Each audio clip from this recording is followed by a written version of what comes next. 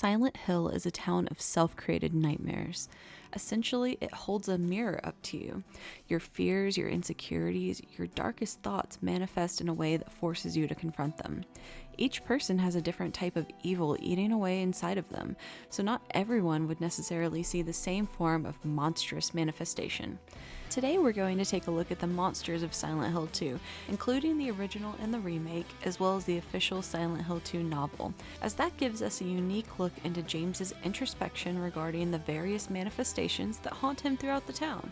We'll address what they symbolize for him, and while the focus will be on James's inner torment, we'll briefly touch on what Angela and Eddie saw in the town as well. So let's start with the first monster James sees in the town. The patient demon, otherwise known as the lying figure. The lying figure is grotesque, writhing and stumbling around, its mottled, rotting flesh fused together like a straitjacket body bag. It spews acidic mist from an open cavity in its thorax that's said to burn James's lungs and make him feel numb and dizzy. The first time that James encounters this denizens of Silent Hill, he could have tried to escape. He could have skirted past it in the remake or turned around and dashed away in the original, but instead he grabbed a plank and started going to town on that monster. In the novel, he tries to justify this action by thinking he can't allow it to continue to exist and possibly hurt someone else. But deep down, he does realize that's not true. In fact, he's actually disgusted by it. He later sees more of these monsters, and just watching them thrash in agony brings back the same feelings of hatred and disgust. He wants to destroy them, smash their heads in just like the other one, anything to end the existence of these awful monsters. He's so pissed off that he even thinks about pummeling them with his bare fist, but the thought of just touching their repulsive flesh is way too disgusting for him. Which is saying a lot considering he sticks his hand in toilets and really gross holes all throughout the game. Which this leads us to the symbolism. The lying figure represents confinement and sickness, as well as repressed sexual desires. Since, let's be real, it appears to be wearing a thong and platform boots.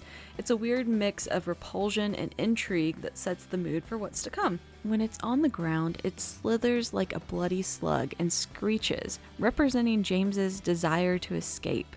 And although confinement is probably the biggest and most obvious theme with these monsters, the fact that James is so grossed out and utterly repulsed by them definitely points to Mary and her sickness.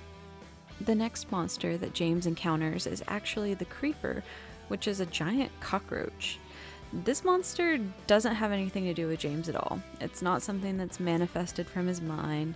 No, this is a leftover remnant from what happened to Alessa Gillespie, which would be getting into the events of Silent Hill 1, but it represented her fear of insects. It was just included in this game as a nod to the original game by the monster designer himself, Masahiro Ito. So while I could try to relate the cockroaches to the disgust that James felt for the lying figure, it doesn't have anything to do with James. It really just doesn't. A monster that does have everything to do with James, however, is the Mannequin Demon. It's two nude feminine torsos fused on top of one another with one set missing its feet. The monster actually doesn't disgust James. On the contrary, the monster symbolizes his sexual urges. A fun fact about the mannequin's design is that it's actually based on Hans Bellmer's dolls paintings. Speaking of monsters brought to life by James's sexual frustration, the Bubblehead Nurse is from James's memories of Mary's hospitalization. Its attire is more of a Halloween caricature of a nurse's outfit than anything else, and its face is swollen beyond recognition, its gray, decomposing skin giving it the appearance of a walking corpse.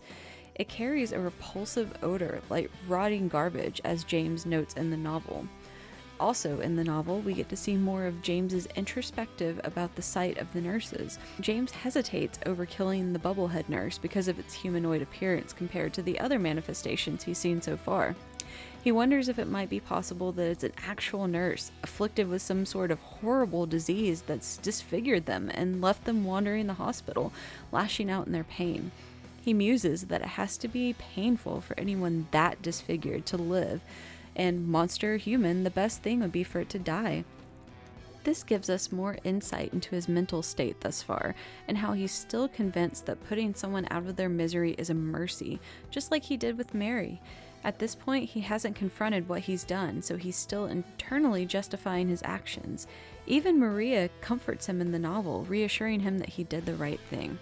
Another monster that James encounters in the hospital is Flesh Lips. Flesh Lips hangs from the hospital ceiling, a grotesque body bag contained in a metal frame that symbolizes a bed. And of course, it gets its name from the engorged mouth centered between the hanging legs it uses to attack with. While I still lean strongly toward that mouth being further sexual symbolism, Masahiro has said that it's based on the second version of Triptych 1944, and that the mouth actually symbolizes Mary's verbal harassment and how she lashed out at James when she got sick. The Mandarin, also known as the Closer Demon, are ape-like creatures with massive arms that James thinks resemble tumors. The tips of their arms have suction pads that give them grip. They swing from the underside of suspended metal catwalks, attacking James as he passes overhead. Their attacks give James's legs a sharp pain that fades to numbness and almost stops him in his tracks. While their designs are similar to the Closers found in Silent Hill 3, the symbolism is quite different.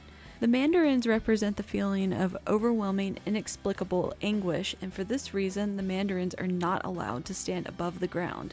The town is symbolically always looming over them. In the remake, this kind of still tracks because they're almost always seen underground, even when they show up in the hotel's basement. However, there's also one that crashes through the third-floor conference room, so that kind of throws a wrench into that theory, but it's still something interesting to consider. The Abstract Daddy is unique because that monster is actually one of Angela's manifestations. It's seen as two humanoid figures entangled together over a bed frame, its arms and legs protruding out as bedposts. It's part of Angela's torment bleeding through into James's reality. In the original and in the novel, James sees even more of these in the hotel as he's getting closer to Angela, though it's also speculated that since these versions are smaller, it could be symbolic of James suffocating Mary on her sickbed. And in the novel, James does muse that he and Angela might have a similar darkness, and that's why he could see things that pertain more to her nightmares than his. The final boss that James faces is Mary or Maria in demon form. She has the appearance of a human bound within a metal rectangular bed-like frame, much like how Mary had been during her illness. Only this version of his wife was suspended upside down in a manner strongly resembling a crucifixion.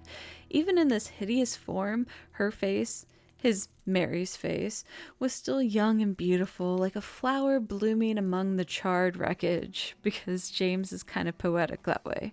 In the novel, James muses that he's fighting a version of himself with Maria, that her love and her jealousy were just cleverly disguised excuses he made to deceive himself. Because in the end, he was the one that wanted to die, but he was also afraid to die. And he needed someone to kill him, so that internal request is what turned Maria into a demon. He thinks that he needed someone else to kill him, to still punish him, like Pyramid Head, which we'll get more into in a minute. James even monologues to Maria that you're not Mary, you're just a twisted illusion that wishes it could be Mary. You were created because I refuse to see the truth. That's why I'll take everything, the precious memories, the painful memories, even all my foolish mistakes. I'll expose them all. Maria, this is for you, to destroy your distorted form and to bring back the true Mary. And it's then that James is forced to confront what he's done. But he never would have made it this far and been able to realize what happened and what he was running from if it hadn't been for our last monster. Also known as the Red Pyramid Thing, the Red Demon, and the Executioner, Pyramid Head is a manifestation that holds a mirror up to James. When you look into the abyss looks back. It's seen brutalizing mannequin demons, and some suspect that there's SA, but Masahiro has repeatedly disagreed with that. While I respect that, come on. After all, Pyramid Head represents James's sexual frustrations and his desire to be punished for what he did to his wife. Pyramid Head stalks James and Maria, continually killing her in front of James, forcing him to see what he truly did. A fun fact is that there's a screw in Pyramid Head's great knife that was meant to show that the great knife is actually a giant pair of scissors. So the great knife that James finds in the original labyrinth was the other half of those scissors. just like Pyramid Head was the other half of James. Pyramid Head's appearance is actually based on the old executioners of Silent Hill. The painting Misty Day Remains of Judgment, seen in the Historical Society, is said to have really existed, and James saw it when he and Mary vacationed in Silent Hill a few years back. Pyramid Head came about by James's desire to be punished for his sins and his overwhelming guilt. 2 Pyramid Heads even show up at the end after he murders a human being, Eddie. Once he realizes just what Pyramid Head is, James knows what's really important, and he needs to stand his ground and fight. He has to face what he's done and end this nightmare. And that wraps up the symbolism and lore behind the monsters of James's personal hell. If you want to see more deep dives into the characters and lore of the Silent Hill franchise, please like, subscribe, and share this video. I'll leave you with the quote from Jacob's Ladder that inspired Silent Hill 2 and perfectly encompasses the overarching theme. The only thing that burns in hell is the part of you that won't let go of life. Your memories, your attachments, they burn them all away. But they're not punishing you, they're freeing your soul. If you're frightened of dying and you're holding on, you'll see devils tearing your life away. But if you've made your peace, then the devils are really angels, freeing you from the earth. It's just a matter of how you look at it. That's all.